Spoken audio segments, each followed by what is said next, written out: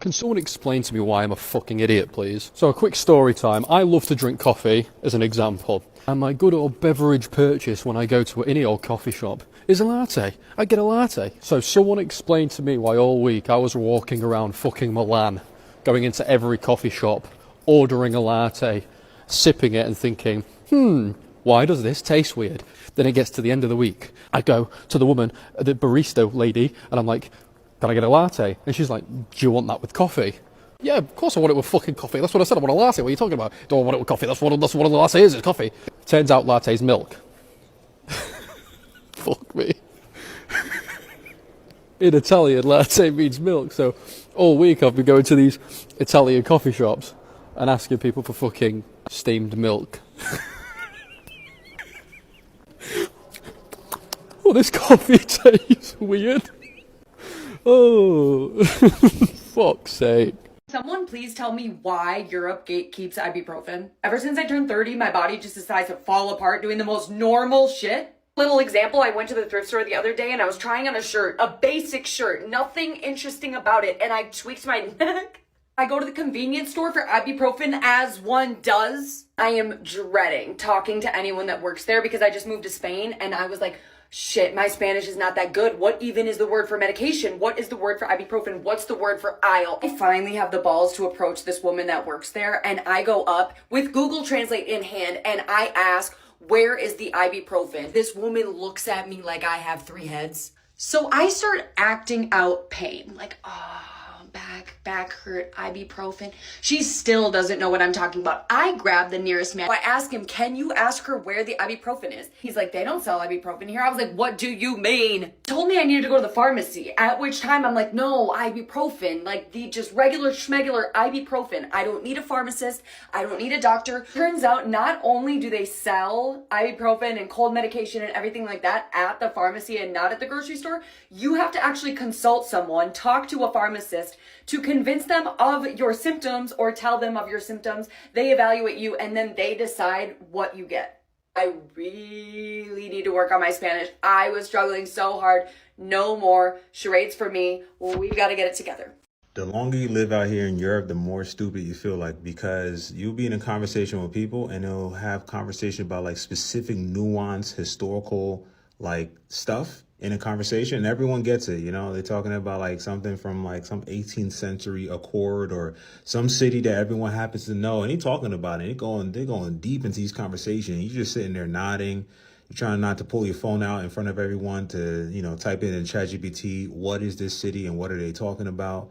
You know, you're just kind of nodding, but not trying not to out yourself that you don't know what they're talking about. You're hoping that it's going to end soon, but they just go deeper and deeper into different centuries and different, you know, beefs that, you know, some country or city you never heard of is beefing against another country you just heard of. And they're going deep. You know, you're trying to finish your shashuska, but it's not going fast enough. Everyone's casually going deeper and deeper in these conversations. And you're just hoping for them to talk about something American or something about sports or something about the UK you heard randomly on a TikTok or something. Being an American in France is like a complete 180 from your regular life. So here are some of my culture shocks as an American 1 month into studying abroad in France. The first one has to be that there's no dryers and the washing machine is in the kitchen. Hold on, let me show you this. Here's all our clothes just out drying. And it takes at least a day for all of your clothes to be dry. And the apartment elevators are miniature. Like, that can comfortably fit one person. But there have been times where other people will get in with you and you just feel so uncomfortable because you're way too close to them. And the cigarettes. Pretty much every single person smokes here. Like, everyone. Even in school, our classes are 3 hours long, but we have a 15-minute break right in the middle. And every single student gets up and goes to smoke for that 15 minutes. It's like a smoke break being built into the class time. And then going to what's deemed acceptable to wear outside. Wearing something like this, like leggings and a sweatshirt, no, unacceptable. If you're not dressed nice, everyone's like, that's an American. If y'all needed any more reasoning as to why I'm leaving the country, take a look at this absolute abomination of city planning. Unfortunately, this is how most of America looks outside of big cities. This is not a country anymore, but a functional economic zone that you are meant to contribute to until your life ends. And maybe if you're lucky, every year or two, you can take a vacation to actually live for once somewhere else. What's up everyone, and welcome back to the channel once more. Today, we are talking about something that has surprised many Americans who have traveled to or moved to Europe. Many expected life to be almost the same, but after arriving, they quickly realized that everyday life is different. From language barriers and different food, healthcare, transportation, and work life balance, many Americans say Europe changed the way they think about daily living. Some of the differences are funny, some are confusing, and other completely changed their lifestyle. In today's video, we will explore the biggest culture shocks Americans experience in Europe and why these differences leave such at last impression. So remember to watch this video till the end, and all full credits goes to the original creator of this video, and I'll be back with more comments. Like maybe it's your waiter or maybe it's store staff or something like that, but you ask them a simple question and they act like it's the dumbest thing they've ever heard in the world. Like they come across often like that weird incel kid at school that thinks they're better or smarter than everyone else because they know some facts about trains or fighter jets. So we are just two dumb tourists in a French gas station. We bought this lemon juice because I thought it looked really nice. Little lemonade. Open it. Show them the entrance of it. And I did say right before we bought it, I'm like, do you think it might just be lemon juice? Look at that. So it only comes out like a drop at a time. Careful. Yeah, so that's what we're going to be drinking in the car It's today. like a sauce. God, people are going to think we're such idiots. Here we are.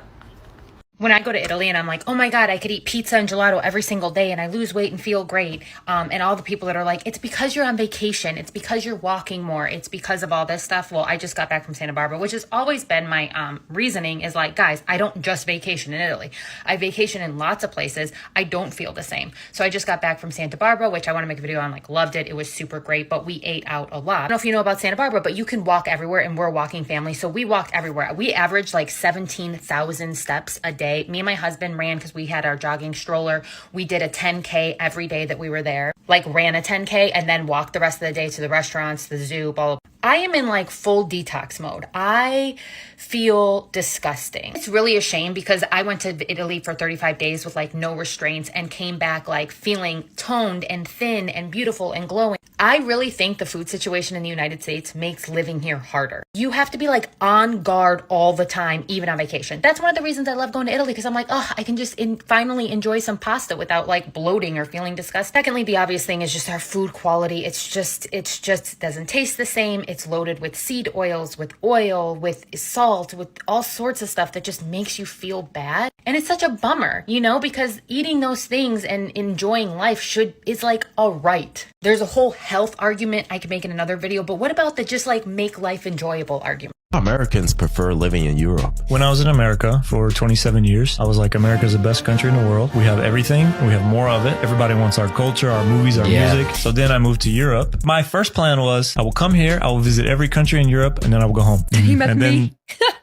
Some art teacher. Then I'm like, yo, I think this system is better. If you have a baby here, the mother is entitled to paid maternity leave. Americans don't even know what that means. If I were to be here and I break my arm, it's within the healthcare. You feel sick? Go to the doctor, check it out. You don't have to pay. In America, you pay for every single step of the way. My son or my daughter, she will go to college for free. In America, it's like $1 trillion industry trying to get into college. You need a scholarship. You need to earn that. It's like $20,000 in debt, $40,000 in debt. The student loans are that's crazy. Food is more expensive, all this kind of stuff. So now I look at Czech Republic is a super peaceful country, and I believe that the Czech system for myself is better. 5 things I will never buy again after coming back from Europe. When I was in Europe, all my bloating went away, inflammation was gone, I felt amazing, I had no fatigue, and I'm trying to replicate that now that I'm back in the US. Starting off with number 1 being coffee. 90% of coffee sold in the US is full of mold. The US has 0 federal limit on mold in coffee. Versus in Europe, it is 5 parts per billion, which is literally nothing. When coffee suppliers test their beans and there's mold, the EU won't take it. But those beans, instead of being rejected, get sent over to the US. That's terrible. For that reason, I started drinking only Italian roasted coffee. Number 2, we have citric acid, which is literally in everything. Like me, you've probably been told over the years, oh, it comes from lemon zest or orange zest. wrong. That may be the case in Europe, but not in the US. In the US, citric acid is fermented black mold from GMO corn. Are we kidding? No wonder everyone's having all of these histamine issues. Citric acid is literally in almost everything from pasta sauce to candy to chips to electrolyte drinks. So looking for a non-GMO citric acid or no citric acid at all is the way to go. Next up, we have glyphosate, which is a weed killer. It is sprayed on a lot of our crops like corn, wheat, soy, fruits, vegetables. So making sure to not only buy organic, but if you can find certified glyphosate free, that is the way to go. Organic is like not even organic anymore. It's awful. Number 4, we have natural flavors, because what in this scam? Natural flavors is nothing natural about it. It's made from 100 different undisclosed chemicals that you have no idea what you're eating. And again, horrible if you have histamine issues. Natural flavors, similar to citric acid, seems to be in everything. So finding products without it is the way to go because you want to know what you're putting in your body. And number 5 is switching away from plastic water bottles and switching to only glass water bottles. I was buying Mountain Valley, but I've heard recently there's like super high levels of arsenic, so I need to find something else. Those are just 5 of the things that I've cut so far. If you want me to make a part 2 with other things that I'm cutting and why, I will share. I'm trying to replicate how I felt in Europe, in the US. So far, it's been very challenging. I swear there's chemicals and everything. So that is what I'm doing so far, but I will keep you updated. I would love if you gave me a follow and stick around, and thanks for watching. I'm at a grocery store in Paris, and it's actually shocking how much smaller everything is. This is the deodorant. For reference, it's tiny. I usually buy something double the size of that in a pack of like 2 or 3 at one time. It would last me a week. This is a travel size. Crazy. These are the body washes. What do you mean? They do sell larger ones, but it's the size of a normal American body wash. This is a Dove bottle, for example. Maybe a third of the size. Same with the produce. These are what we would consider baby strawberries.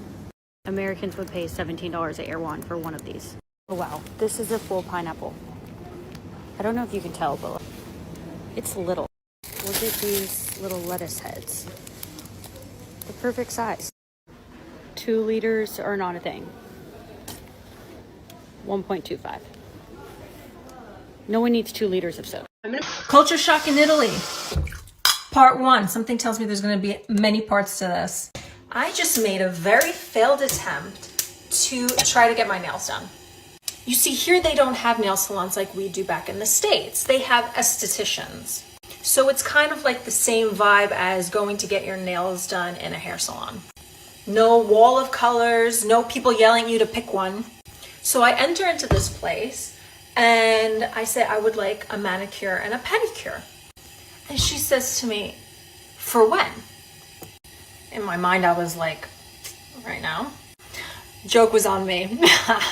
So she's flipping pages in her book and she finally stops and she looks up at me and she's like, how's February 8th sound? I think it's safe to say that I did not get my nails done.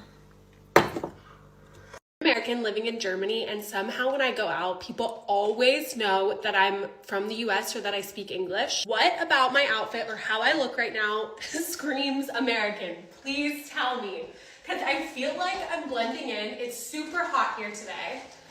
I just walked, this is all my groceries. I brought my own bag. I bought a soda, sunglasses. I do wear my AirPods. Is that weird? Maybe it's AirPods. How do people know? This happens to me all the time. And I can speak German, so I don't know why they immediately start talking to me in English. It's so crazy. Also, I live in a small town in Germany. It's not like I'm in Berlin or Munich where everybody speaks English. This is a small-ish city. Let me know your thoughts.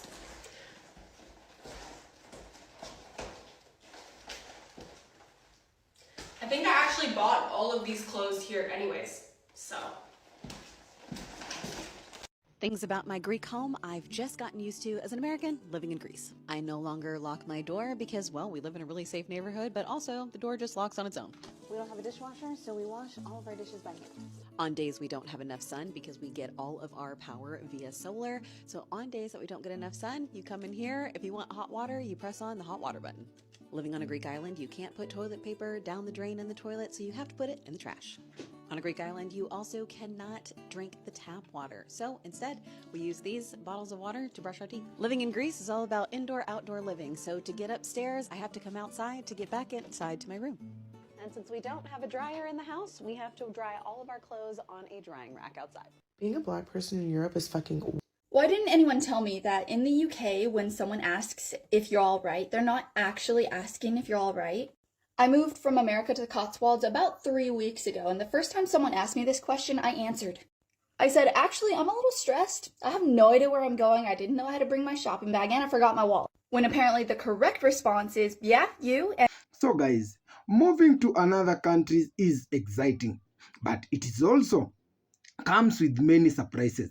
For many Americans who visited or moved to Europe, the biggest surprise is the famous landmarks or beautiful cities. Instead, it is a small everyday differences that make life feel completely new. One of the first challenge is language. Many Americans believe that speaking English will solve every problem, but that is not always the case. Even simple words can cause confusion. For example, someone visiting Italy might ask for a little, expecting a coffee. Instead, they receive a glass of milk. Little simply means milk in Italian.